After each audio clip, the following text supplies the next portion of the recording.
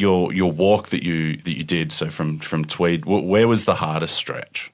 The hardest stretch, I remember there was a point, so just after Gympie, I did a 50K day through the Torn State Forest heading towards Maryborough, and I copped these really bad blisters, like just before I got to Maryborough on the back of my hill.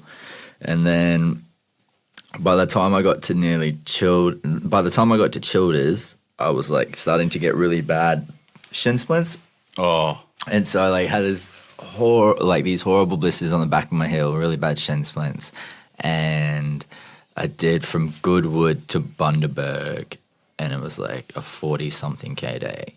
And yeah, having the blisters on the heel and the shin splints, and just remember every step along that way just being like, oh my God. By the time I got into the Bundy city limits, and I just got it like set in my head that I was going to like not only walk all the way into Bundy, but I was gonna like cook dinner and everything. And I was like, so I knew my cousin. My cousin was in Bundaberg, and he was waiting for me to get to the city limits and then give him a call, because it was just like, all right, I want to see how far I can go today, and then I'll give you a buzz, because I was just in so much pain. And so yeah, cool. I got into the city limits. I'm like, I'm not gonna call him. I'm gonna walk all the way into town. I'm gonna go pick up food for dinner, and I'm gonna come back and cook dinner. And I just got that like stuck in my head, and it was like, yeah, that was one of the hardest stretch days. I remember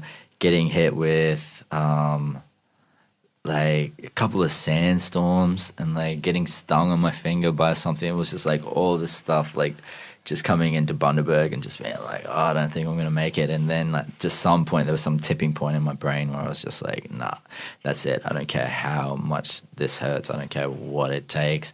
I'm not only going to get into town, but I'm going to go to the shopping center and I'm going to pick up whatever we need for food, and I'm going to like go home and then cook dinner. Like it's all good. And it was like I did it. I just set it in my head, like this is what I'm gonna do. And then I got there, and I was like proud of myself. But then the next day, I ended up in the hospital. Like, you hit what you wanted to do, but at a exactly. cost. It's like, dude, I'm screwed. Like I pushed myself. Yeah, but it was cool. Like to be able to be like, yeah, I'm gonna visualize doing this, and then to be able to do it through that. And like that was the hardest stretch through there. Like that was crazy.